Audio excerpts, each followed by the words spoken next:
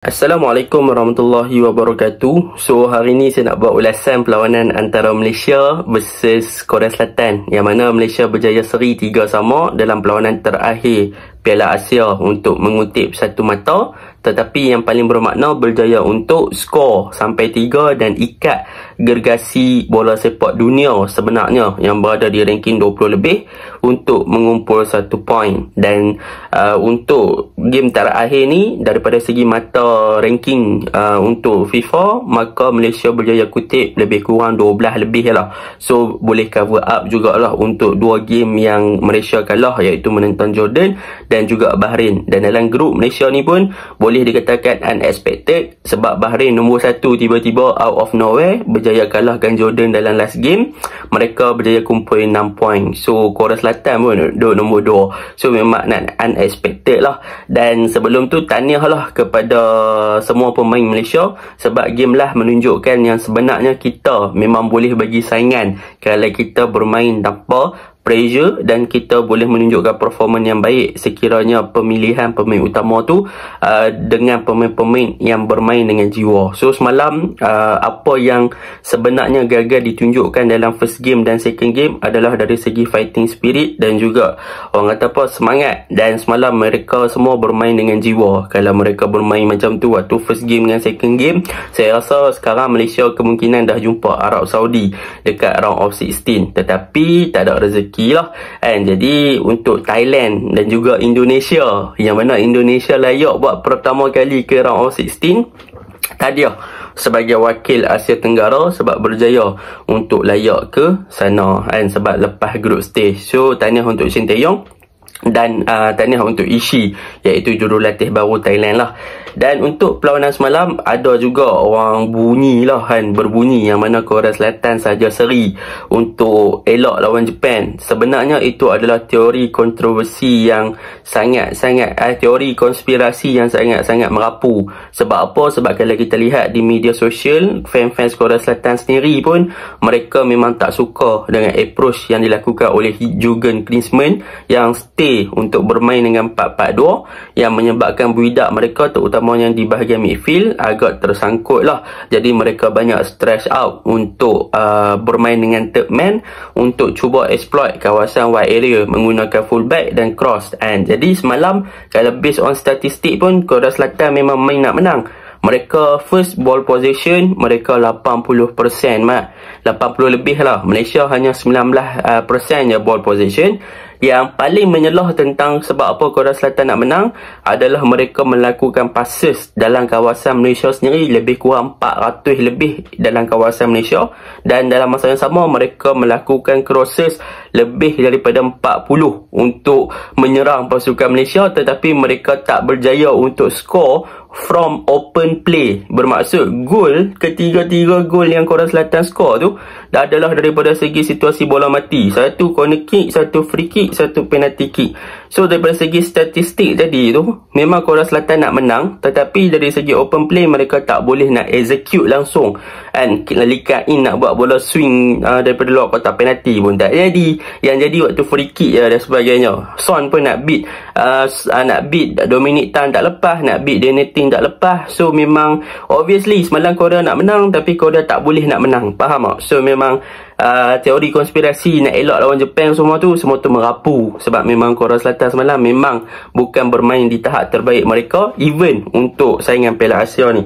Jadi untuk ulasan kali ni kita mulakanlah dengan pujian kepada skuad kebangsaan Malaysia. Walaupun 2 game yang awal kita dah kalah, tapi last game mereka berjaya bangkit. Yang pertama apa yang boleh kita puji adalah pertukaran di bahagian hadapan, iaitu mana Kipanggun meletakkan kembali Darren Lock, dia meletakkan kembali Faisal Halim dan juga Arif Aiman untuk bergandingan di bahagian hadapan. So front three kita adalah front three yang memang selalu kita lihat kan, yang mana ini adalah pertama kali diturunkan dalam saingan Piala Asia. Sebab waktu first game kalau kita lihat Arif Aiman, Faisal Halim, Darren Lock dan juga Romel bermain kiri, Faisal Halim dengan Arif main kanan. Kalau second game kita tengok Romel main tengah, Faisal Halim main kiri, Arif Aiman main kanan, Darren Lock tak turun lawan Bahrain. Tetapi untuk last game baru barulah kita turunkan squad yang memang front 3 kita adalah front 3 utama, dan akhirnya front 3 kita berjaya untuk membuktikan yang gandingan mereka adalah gandingan yang terbaik untuk diturunkan. Jadi ini adalah pengajaran jugalah untuk Kim Panggun, yang mana beliau perlu untuk sentiasa percaya kepada dis gandingan untuk bertemu dengan pasukan yang bermain ball possession dan juga bermain dengan build-up daripada bahagian bawah.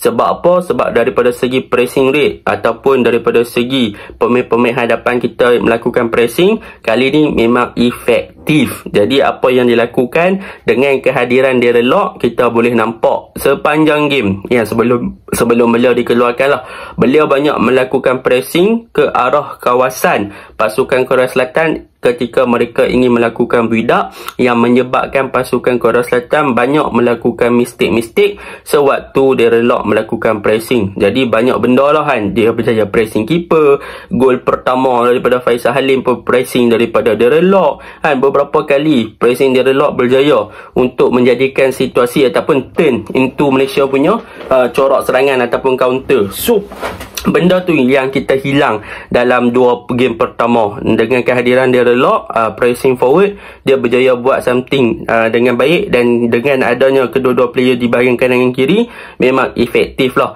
Dan kalau kita lihat untuk game ni juga, waktu awal-awal, waktu first half dan juga second half, kita boleh katakan yang Faisal Halim banyak diguna pakai dalam situasi counter attack, dan bila dia pegang bola dia nampak lebih berkeyakinan dan confident untuk beat para pertahanan Korea Selatan, dan benda tersebut akhirnya berjaya diterjemahkan dengan gol pertama, yang mana boleh dikatakan beliau berjaya mengayam-ayamkan pemain pertahanan hebat di dunia, bukannya pemain pertahanan besar, iaitu Kim Min Jae yang bermain bersama dengan Napoli sebelum ni dan sekarang bersama dengan Bayern, kena bully dengan Faisal Halim macam tu, kena ayam-ayam, dan dia membuat satu gol yang sangat lawa, ball placement di dalam gawang pasukan lawan dengan sangat lawa. So that is a good thing. And so memang untuk game ni Faisal Halim bermain dengan sangat baik daripada awal lagi. Untuk Arif Aiman dalam first half tu boleh dikatakan dia agak kehilang keyakinan tu, confident dia untuk beat pemain lawan dan sebagainya. Tetapi bila Faisal Halim berjaya cross bagi Arif Aiman, dapatkan bola kepada Arif Aiman dan Arif Aiman dijatuhkan, dapat penalti, Arif Aiman skor gol dari sepakan penalti tu. Kat situlah bermulanya turning point Arif Aiman, yang mana Arif Aiman yang kita tak nampak lagi sepanjang 3 game dalam perlawanan Piala Asia, selepas menjaringkan gol pertama melalui penalti kick tu, barulah kita nampak yang Arif Aiman mula step up the game. Dia berani pegang bola, dia confident untuk bawa bola lebih ke depan. Dalam 20 minit tu yang kita dapat lihat di second half, Arif Aiman bermain seperti mana dia bermain selalu, selesa dengan bola, confident, berani untuk beat pertahanan orang kata apa Korea Selatan, bermain more to direct, bawa bola ke depan, even kena pressure 2-3 orang pun dia boleh lepas. So benda tu yang kita nampak lah di second half. Jadi memang front 3 kita ni memang efektif lah. And kalau kita turun lawan Bahrain dengan 3 orang ni, sebenarnya saya rasa kita boleh makan dah Bahrain, tapi benda dah lepas, biarkan lah. Jadi benda tu yang pertama, yang positif yang kita boleh katakan. Yang kedua, perkara yang kedua kalau kita lihat dalam perlawanan ni adalah tentang midfield, iaitu Stuart Wilkin fit dengan Brandon Gunn, yang mana buat pertama kali mereka diturunkan dalam gandingan untuk bermain bersama dalam saingan Piala Asia selepas Brandon Gunn di drop ataupun tak dimainkan dalam 2 game, even sebagai sub pun beliau diletakkan dalam kesebelasan utama kali ni bersama dengan Stuart Wilkin. Kalau kita lihat dalam pembentukan 2 midfield sebelum ni, memang mostly Brandon Gunn akan diletakkan sebagai more to defensive duty, sebab Malaysia bermain dengan formation 5-2-3 ataupun 5-4-1 kan, untuk orang kata apa, untuk pressing di bahagian hadapan ketika out of position. Tetapi boleh dikatakan sebelum ni memang tugas Brandon Gunn more to defensive duty, tapi dia banyak drop lebih deeper untuk bentuk kepada seat defender di belakang. Tetapi untuk game ni kalau kita lihat, Brandon Gunn boleh dikatakan beliau berjaya untuk memfokuskan defensive duty dan memfokuskan untuk lebih cover up kita punya back 3 dan juga memberi support kepada Stuart Wilkin. Bermaksud beliau tak banyak drop lebih deeper untuk membentuk seat defender, tetapi sebaliknya beliau banyak cover up in front of our back 3 ni dan cover up the middle third punya area untuk support Stuart Wilkin in term of attacking transition dan juga defensif. So benda tu memberikan kestabilan di bahagian tengah untuk pasukan Malaysia control game dan juga push untuk pemain-pemain Korea Selatan gagal untuk melakukan penetration di kawasan tengah. So bila Korea nak attack di bahagian tengah ataupun nak cuba di bahagian tengah, Malaysia dah banyak overload di bahagian tengah dan dua midfield Malaysia iaitu Stuart dan juga Brandon berjaya untuk shift into the defensive transition really quick dan juga push untuk Korea Selatan attack ataupun buka balik game ke bahagian luar, bermaksud di bahagian wide area lah. Jadi itu sebab kita nampak yang Korea Selatan sebenarnya struggle bila mereka cuba untuk penetrate di kawasan middle area disebabkan overload yang ada oleh pasukan Malaysia cover up di bahagian central area untuk elakkan pemain Korea dari melakukan percubaan jarak jauh. Satu lagi tak nak buat through passing kepada Son ataupun Lee Ka-in ataupun pemain nombor 9 mereka. Jadi mereka terpaksa buka game di wide area dan mereka akan banyak more to crosses. Jadi bila more to cross, boleh dikatakan memang pemain Malaysia dah ready. Di belakang ada 5 orang, Dion Kus, Dominic, Syarul Saad, Koh Bing Ong dan juga orang kata apa, Danny Ting. Mereka tunggu nak intercept je. Shihan tunggu nak keluar tumbuk bola ke, nak tangkap bola ke, macam tu saja. Jadi mostly macam tu lah. So defense Malaysia untuk midfield Malaysia untuk game ni lebih stabil dan berjaya membantu pasukan Malaysia daripada orang kata apa, dibuli di kawasan tengah. Even Korea pegang ball possession pun mereka still tak boleh nak attack more to middle area. Mereka terpaksa dipush untuk bermain di bahagian wide area. Dan untuk game ni juga Stuart Wilkin is one of the best player bagi saya. Dia antara player yang banyak membantu Brandon bertahan, banyak membantu switch to attacking transition and counter attack. Kalau kita lihat gol ketiga gol ketiga daripada Malaysia adalah berpunca dari gerakan Stuart Wilkin yang passing kepada Paulo Josue dan Paulo pass kepada Romel untuk gol. So Stuart Wilkin, you deserve my respect, Mat. You are the best. So memang Stuart Wilkin bagus lah untuk game ni. Bukan untuk game ni saya, untuk saingan Piala Asia, he is the best player of Malaysia. The best player in the tournament untuk Malaysia adalah Stuart Wilkin. Okay, kita pergi pula kepada back 5 Malaysia. Malaysia turun dengan Koh Bing Ong, Dominic Tan, Syarul Saad, Dion Kus dan juga Danny Ting. Yang mana ketiga player back 3 di belakang, memang kita obviously game lawan Bahrain mereka disiplin gila, mereka perform gila. Dan untuk ketiga back 3, Syarul Saad, Dion Kus dan juga Dominic Tan. Dominic Tan main left centre back, Syarul Saad main CCB right centre back dan Dion Kus main CCB. Boleh saya katakan partner yang Dion Kus dapat adalah dengan adanya support daripada Syarul Saad dan juga Dominic Tan, yang mana kedua-dua player ni memberi coverage yang bagus kepada Dion Kus dan Dion Kus berjaya bertindak sebagai commanding ataupun orang yang memberi arahan di belakang dengan sangat efektif lah. Dan kalau kita lihat untuk game ni, Dominic Tan memang menunjukkan yang dia adalah beast. Lee Ka-in dia control, Son dia control, sampai Son main kanan tiba-tiba main kiri balik. So benda tu memang efektif gila. So game ni memang Dominic Tan banyak membuat sliding tackle, sliding interception dan sebagainya. Memang he is one of the best player dalam saingan Piala Asia. Boleh saya katakan Dominic Tan dah revive, yang mana boleh dikatakan dia respon kepada kritikan dengan buktikan di dalam padang. Sebab apa? Sebab kalau kita tengok pemain yang berjaya buat macam ni, siapa dia tahu?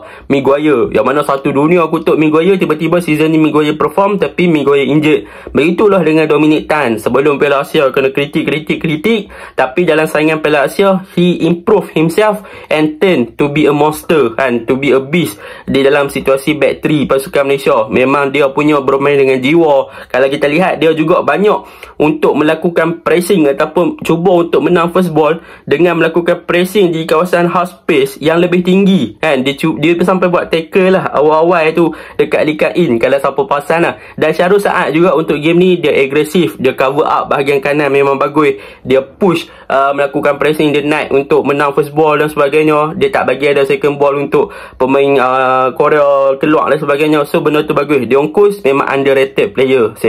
Saya puji dia banyak membantu backline kita untuk lebih bagus lah. So benda tu bagus. Dan untuk game ni Koh Bing Ong dia step up. Sebab dalam 2 game awal kalau kita tahu, Koh Bing Ong baru pulih daripada kecederaan. Tetapi untuk game ni Koh Beng Ong menunjukkan sesuatu yang out of nowhere. Memang gila. Dia bermain di prestasi sebenar dah. Koh Beng Ong tengok daripada segi pressing, daripada segi nak counter press, daripada segi dia nak keluar daripada pressure ataupun tekanan yang diberikan oleh Korea Selatan. Dia bantu Faisal Halim banyak gila game ni. Dia keluar, dia pergi press. Gol pertama tu memang daripada pressing Koh Beng Ong lah. Gol pertama apa? Gol kedua. Gol kedua daripada Malaysia. Pressing Koh Beng Ong. Pas kepada Faisal. Faisal cross. Masuk kotak penalti kepada Arif Aiman. Arif Aiman dijatuhkan tu. Memang obviously. Orang kata apa? Gol yang memang Koh Beng Ong press. So memang Koh Beng Ong game ni underrated. Dia main bagus gila. Interception, blocking, one on one. Semua bisa suka dengan Koh Beng Ong. Tetapi the most unexpected person adalah tentang Danny Ting. Yang mana Danny Ting untuk game ni, dia dipaksa. Bukan dipaksa, dia terpaksa bermain sebagai right wing back. Dan itu adalah bukan posisi asal dia. Dan disebabkan Matt dan juga Syahmi injet, dan Danny Ting main kat situ.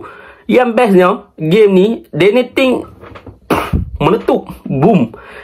Dia memang main dengan jiwa, saya kata. Tengok bagaimana dia punya sliding tackle. Dia keluar, dia selamatkan gawang Malaysia beberapa kali. Dia tutup Son dalam poket dia. Itulah, Son lawan Malaysia boleh gol penalti ya. Nak main lepas tak ada pun, tak kuat mana pun Son ni. So memang Danny Ting ikat lagi gila. So follow dah dalam poket. Danny Ting memang under player yang out of nowhere. Main diturunkan first time, main penuh jiwa, main bukan posisi asal, tapi boleh bagi something yang benefit untuk pasukan. He is the man lah. Memang Danny Ting bagus gila lah. So benda tu bagus lah. Dan untuk game ni, saya memang untuk kudus untuk Shihan. Sebab apa? Sebab Shihan daripada awal tournament dia banyak save. Dan untuk game ni dia banyak save gila. Memang save gila. Dan dia lepas semua gol yang bertaraf dunia. Bukannya gol besar-besar. Gol tandukan dia berjaya untuk tampan dah. Tapi tak ada gol lain teknologi. Tengok VAR balik, gol. Lee Kat In punya free kick memang world class. Lepas tu penalti Son pun dia hampir save. So memang betul dah direction. 3 gol daripada bola mati, benda yang kita tak boleh nak kata apa. Tapi tak ada gol daripada open play. Shihan buktikan yang dia adalah goalkeeper terbaik Malaysia lagi. So benda tu bagus lah. Untuk pertukaran daripada Malaysia lakukan, kalau kita lihat, first Paulo Josue masuk, Ahyan Rashid masuk, Romain Morales masuk, Syamil Kuti masuk, Junior Star masuk. Tapi the pertukaran first tu nampaknya dia memberikan kelebihan untuk Korea comeback. Tapi siapa sangka at the last, pertukaran yang membawa masuk Romel ada perubahan di attacking. Paulo Josue lebih di drop, lebih deeper as a second ataupun as a number third untuk cover up bahagian zone 14, untuk menang bola dan untuk connect between the striker. Dan Romel push untuk between number 9 ataupun the striker to lane untuk attack the striker zone. And then kita boleh nampak lah bila Paulo Josue diletakkan, the best position dia adalah di belakang striker. Dia berjaya assist kepada Romel. Romel punya finishing wise berjaya score. Even defensif Korea Selatan pun nak ready dan Malaysia menang. Tapi nak kata bukan Malaysia menang, Malaysia seri. Tapi nak dikatakan dengan keserian ini pun Malaysia still banyak lagi kena baiki. Salah satu benda yang kena reality check, set pieces punya gol lah. Sebab Malaysia lepas 3 gol daripada segi set pieces. Even gol lawan dengan Bahrain last minute pun daripada segi set pieces. So benda tu Malaysia kena baiki gila-gila daripada segi defensive set pieces. Sama ada mereka nak man to man marking ataupun mereka nak zonal marking. Tapi kalau free kick dengan penalty kick bola mati, memang tak boleh nak kata apa lah. Tapi kalau corner kick tu Malaysia kena baiki lah. Area duel dan sebagainya, zonal marking ke man marking ke lebih better lah. So untuk saya kali ni, tahniah Malaysia dah buat yang terbaik. Bagus lah. Fokus lawan Oman pula nanti. Assalamualaikum.